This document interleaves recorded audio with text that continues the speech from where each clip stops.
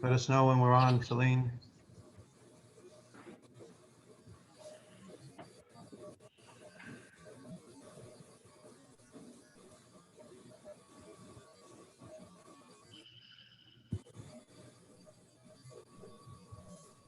We're on. Let us know when we're on, Celine. Yeah, we're on. We're on. All right. Notice is hereby given that the above board of directors will hold a regular meeting on Tuesday, August 25th, 2020, 11 a.m. University Center. This proper notice was given and a quorum is present. This meeting will be held in accordance with the Texas Government Code, section 551.127 is modified by order of Greg Abbott. One or more of the members of the board of directors may attend by participating in the meeting via video conference. The public may view the meeting via YouTube link given, provide public comments. Members of the public may fill out a public comment form available at the HDEC website. Given again, public comments will be read during the public comment portion of the meeting. All forums must be completed no later than 10 a.m. of August 24 of 2020. The Development Corps of Harlingen, Inc., therefore HEDC, reserves the right to meet in executive session on any agenda item should the need arise, if applicable, pursuant to authorization by Title V, Chapter 551 of the Texas Government Code. HEDC meetings are available to all persons regardless of disability. If you require special assistance, please contact HEDC office. Number 956-216-5081 or email us at the harlingeninfo@harlingenedc.com at least 24 hours in advance of the meeting. Let's call the meeting to order. All right. We have, do we need a roll call? No, I see Mickey, I see Ricky, I see you, Eric, and I see Mike Alex, Mike being the newest board member. And Michael Lemon, thank you for hanging out for just a few more minutes with us. Oh, sure, man. You betcha. You've done it for 7 years. Yeah, much appreciated, Michael. You've put out some large shoes to fill. My pleasure, guys. And Dr. Burke will be joining us shortly, but we can move on to the Pledge of Allegiance. Shall we stand? I pledge allegiance to the flag Flag of the United States of America and to the republic for which it stands, one nation, under God, indivisible, with liberty and justice for all. Thank you.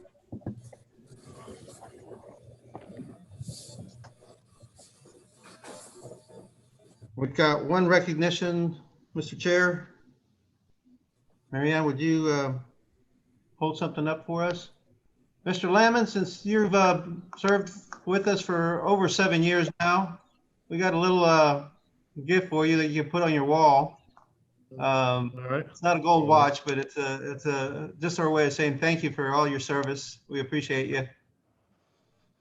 Well, guys, this has been my pleasure. Mayor, commissioners, you have done a great job, I think, over the years, putting some really quality people on this board. And what I see is you're in great shape. Brodell, thank you and your staff for being supportive of this great city that we live in and to work in. And we've seen a lot of things come and go through this board, and I think we're leaving it today better than we found it 7 or 8 years ago. Brodell, saved a little money, and I think we've got some bait now to go catch you a big fish. And so thank you all, everybody, for the support and the confidence, and it's been absolutely my pleasure to be a part of it. Michael, thank you for your service. We appreciate it. Thank you, guys. I'm gonna let y'all have it. You're in good hands. Go make some money. All right. See you later. All right, bye.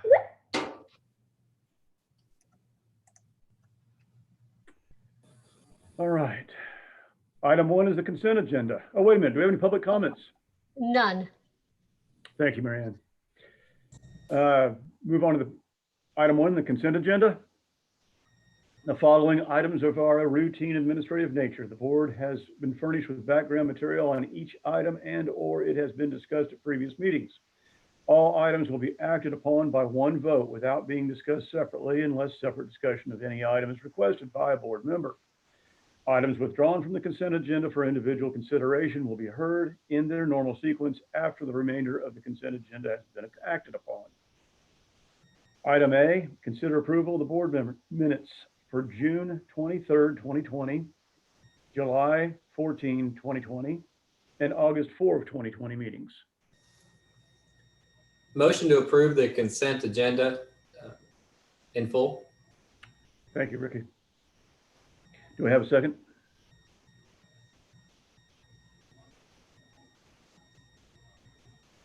Do I have a second on that motion? I was on mute. I'm sorry. Second. Thank you. Appreciate it. All in favor? Say aye. Aye. Consent agenda passes. Item 2, update and consider modifications to the help for small businesses. All right. Let me see if I can find it here.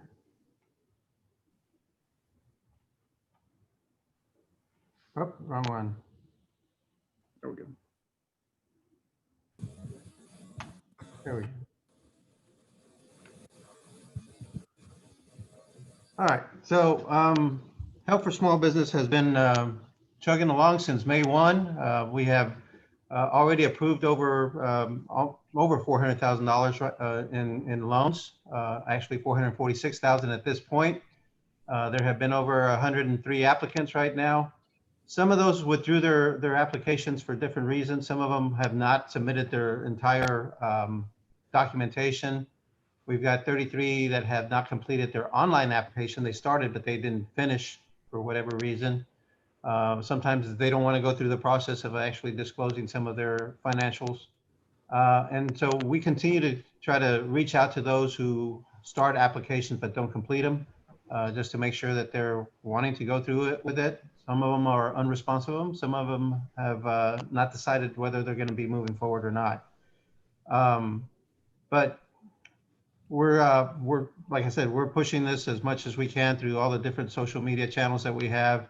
I've been interviewed on more Spanish-speaking stations, and I know how to actually talk about. But one of the things that we do know is that we have reached out as much as we can, and we're getting close to where I think we need to think about some other things to do. And so one of the things that I wanted to do is to ask you all to consider actually setting a deadline for applications, and that deadline being September 30th. Sometimes when there's a deadline, people tend to say, okay, you know what, we need to get our applications in.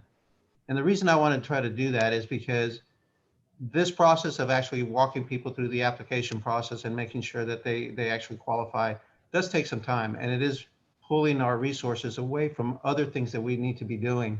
But I think that people who have been suffering should have already responded to some assistance that we have. And so I'm thinking, let's try to put a deadline of September 30th on there. That doesn't mean we'll disperse everything by September 30th, but if we can get the applications in by the end of next month, then at least that gives us time to go through them. The other thing that I wanted to do in terms of changes to the guidelines and the program itself is I know the SBA still has economic injury disaster loans available, and PPPs have pretty much dried up, but even the EIDLs are tough to get after for a lot of the smaller businesses that are here in Harlingen. So we wanted to kind of remove that from the requirements that they have to apply for those things. Now, they could have always shown financial need, and even if they applied, they could still be eligible for our loan, the HELP program.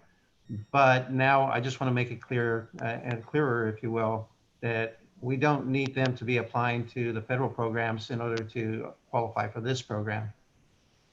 And so that's really the other change. And then one final change is actually an add-on to clarify something that the committee has been doing is home-based businesses should not be eligible. They were never intended to be eligible. Very difficult to monitor those. We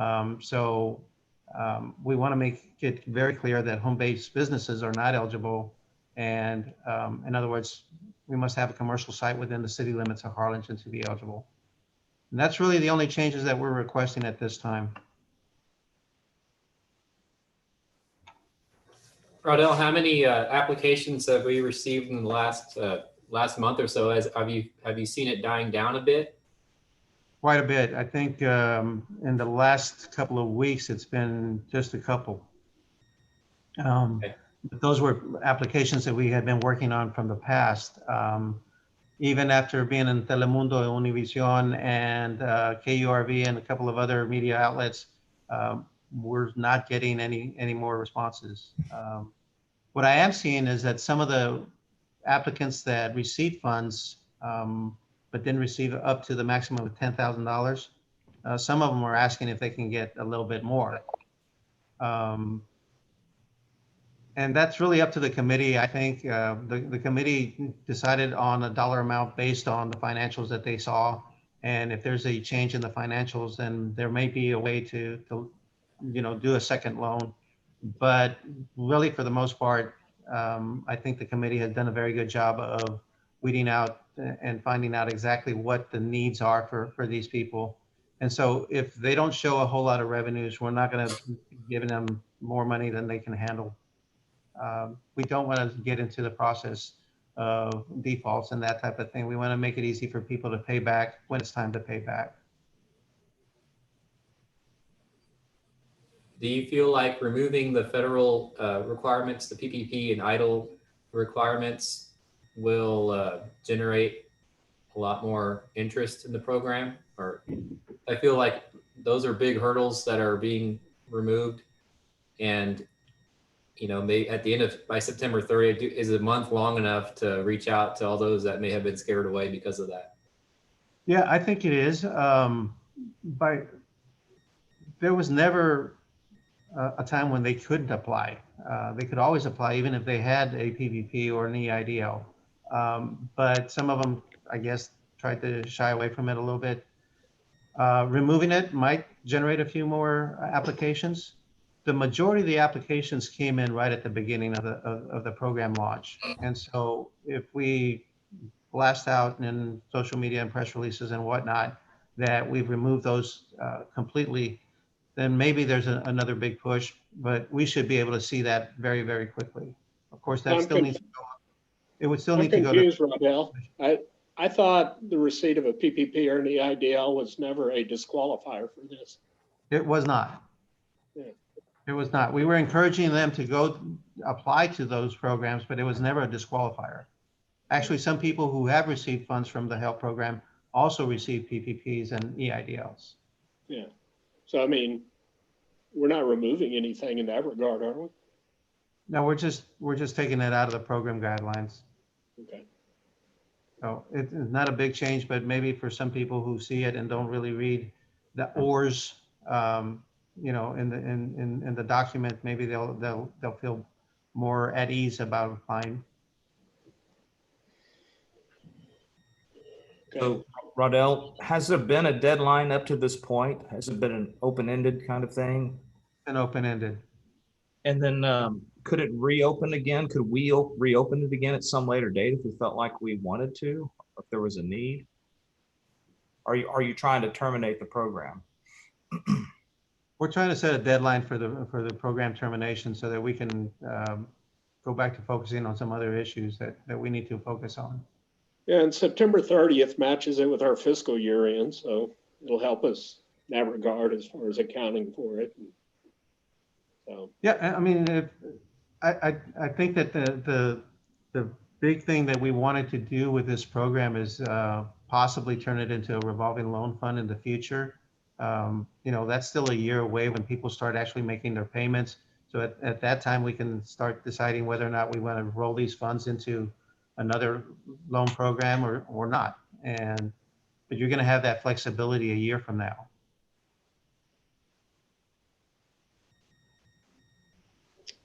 You want a motion, Mr. Chairman?